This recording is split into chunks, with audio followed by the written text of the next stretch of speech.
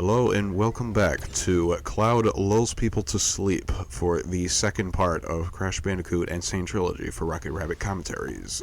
In the last part we had defeated Papu Papu, the very first boss of Crash Bandicoot, and in this part we are going to take on the Rolling Stones and do some hard drugs with Mick Jagger. Keith Richards will be there too. Oh look, we got our first Brio token. Yay. Because now we have not just one mascot icon to collect, but two. Unfortunately, unbeknownst to me, those TNTs actually destroyed the second Brio token, making it impossible for me to get the gem now. Wow. You have to do it without hitting the TNT first, and then, as long as you got the icon, you can blow it to smithereens. So it might stump players a few times exactly where these tokens are. You just gotta pay attention to what you're doing. Behold the power of projectile invincibility. Oh. I've lost my invincibility. These bonus stages are getting really wild. Not really. This one is still relatively simple. Yeah, we got a lot of steel crate protection. It's not until we get into the Brio and Cortex ones. By the way, are you showing off the Brio and Cortex ones? Of course. Alright. I didn't mention it during part 1, but this is a 102% playthrough. Oh god. It's only 2% because they included the Stormy Ascent DLC, and yes, you can get a gem for doing...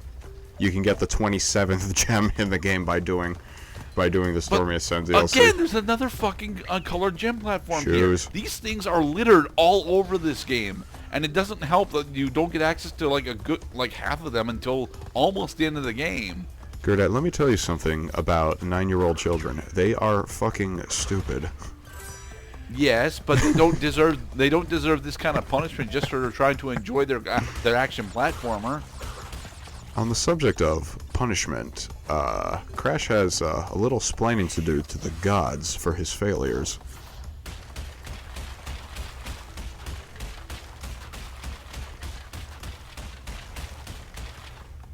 So, have you ever seen the 30 boxes missed transition, or do they stop at 20? I have seen as many as 30... No, it had to have been maybe 66 boxes all falling on the same Bandicoot.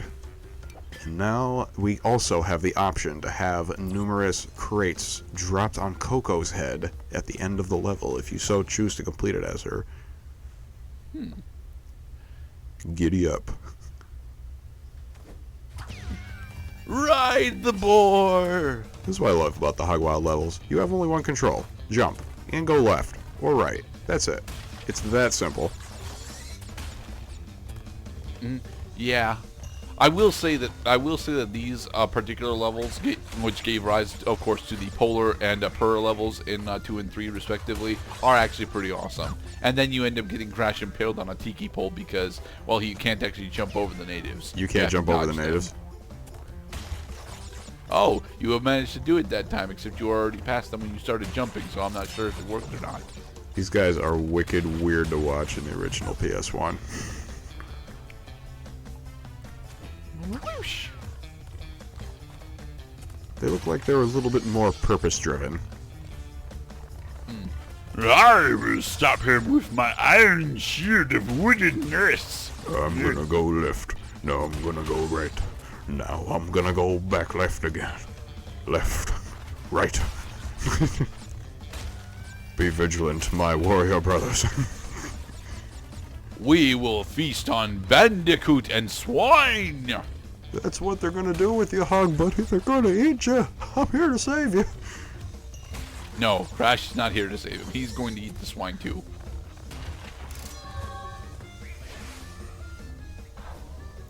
And my god, we actually got a gem for a change. Yay! That makes 3. Congratulations. During the minigame levels, with the exception of one boulder level, you can very commonly just go in and get the gem. But for these big levels, the grass is always greener on the other side of the fence. Although Fuck the Tana these was always blonde, so, you know.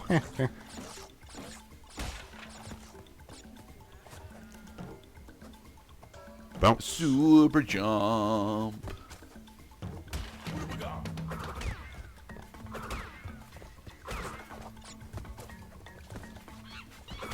This is one of those levels that could feel very quiet a lot of times. Yeah. That's why I'm going to ask Gerdat, what's new in the world of Mr. Gerdat? Well, whilst we're going through this level that reminds me of Tree Tromps and Spiral 1, I think it's important to mention that after Insane Trilogy came out, the biggest question on everyone's mind isn't if we were going to get Wrath of Cortex or Twin Sanity remastered. It was actually, alright, you guys remastered Crash 1 through 3, and they're pretty good. You guys going to do the same with Spyro? And they did. And I love that because I honestly think that Spyro, especially compared to Crash, are just straight up better video games. Oh. Would Spyro ever do that to you? Well, actually, yes, Spyro would, but Spyro would also give you the option to just glide over the obstacle. Sheila, on the other hand, would do that to you and just say screw you, because, you know, Sheila is in fact Crash Bandicoot. She's just a kangaroo instead of a bandicoot. Like, the only thing that separates Sheila from Crash is species and the fact that Sheila doesn't have a spin. Otherwise, she would in fact be Crash. Basically, yeah. Well, funny, I never made that comparison before. Because during the PS1 era, we did not actually get to play as any female Bandicoots. It's only realized in the modern era of the internet that we should probably capitalize on this strange interest we have on only some of our characters. Must climb mossy slopes. Wait, this is moss. Why is it slippery? Because it's wet. But it's moss. It's like fully grown grass. It actually should be gripping to Crash's shoes. Actually, grass is very slippery. Wet grass is very slippery, but this is supposed to be moss. Just kind of stick your nose in it for a second. All right, I was waiting for the thing to be done. Stupid monkey. No, those monkeys return in Crash 2, and they are they're almost as annoying there as they are here. So mind you, you do want to still complete these bonus levels in order to get the Wumpa Fruit and the lives they give you. But you actually wait, do the boxes actually count here? Because yes, in Crash 1, they do. They do. I think they were actually bonus boxes, but they would count. So another thing about the Crash 1 games, yes, these bonus stages allowed you to save your game. However, if you die during the bonus stage without getting or you fail to collect all the boxes, you have to start the whole level all over again in order to get the tokens you need. Thankfully, Crash and Sane Trilogy, while adding a belly flop if Crash falls from a certain height, in order to add hilarious effect to your platforming mistakes, it will allow you infinite retries at the bonus stages. All you have to do is step onto the platform again, and it lets you try again. Yay! Which is nice, yes. There's an Aku Aku mask over there, but I'm going to say fuck it. Boink. The grass is always greener on the other side of the fence. Well, at least through the hole at the top of the fence that is mostly inconspicuous, except for the fact that it doesn't have a spike on it. Wait, keep going to the left. Keep going left. It stops. That's it. Okay, so it's not this one then. It's one of the later ones. I saw the checkpoint box aside, so I said, fuck it, I'm going to edit myself having already gotten the checkpoint box. Okay.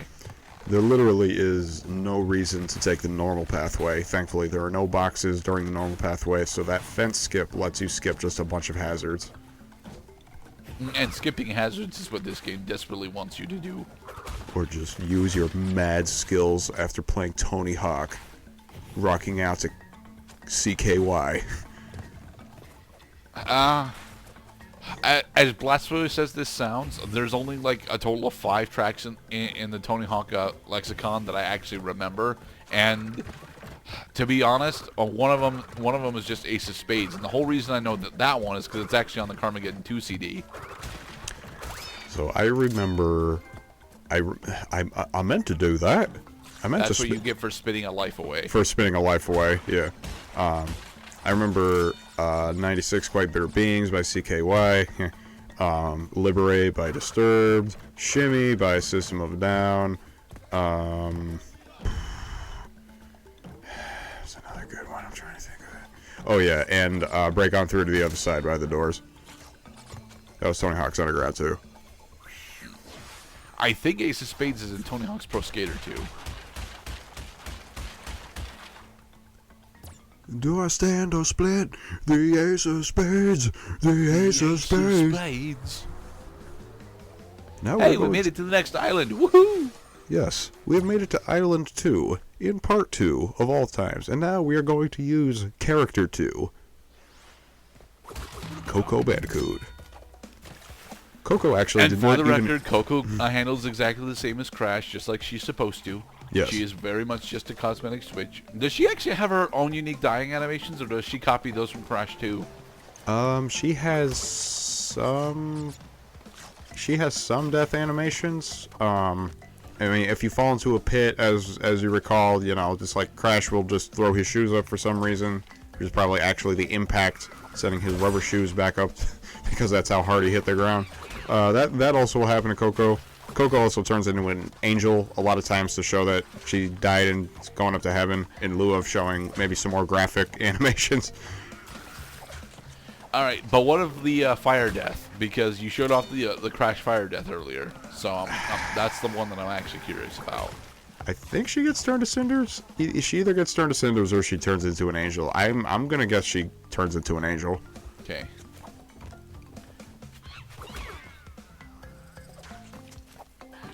I think that if she gets eaten by the plants right there, she also just gets eaten up. The hungry. I wonder if you. Oh wait, there's definitely a thing that you are supposed to do down there. I forget what it is though. The problem is I did it too early. I did it too early. There's an exclamation point box further along the level. You have to hit that exclamation point box first in order to spawn the box that appears over there. That's why they let you come back here. Oh, okay. Boink. Stupid side-by-side controls, alright.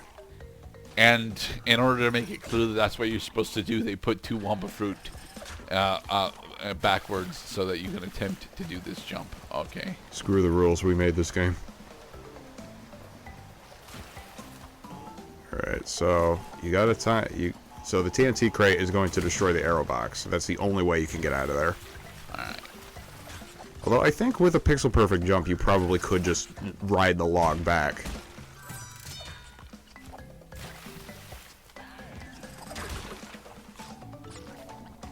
I do notice that your life count is actually staying relatively high though.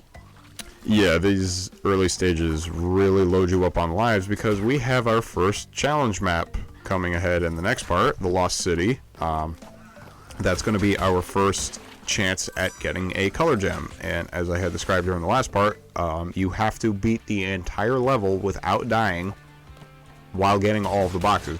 Now, you can die as long as you haven't gotten your first checkpoint box, because then all that happens is you start the level over again. And yes, I have confirmed that as long as you start the level from the very beginning and get all the boxes, even if you died previously, you will get the gem. But if you get the checkpoint box and then proceed to complete the level after having died, then you're screwed. Thanks, Donna. And she will continue to get snatched away again and again and again, which for some reason contradicts what the PS1 did, which is just give you the goddamn pussy. Hey, we got a box gem. And we actually got a box gem for a change. So this put us up to 25%? Nope, 24. And in the next part, we are going to parts unknown. Be safe, everybody.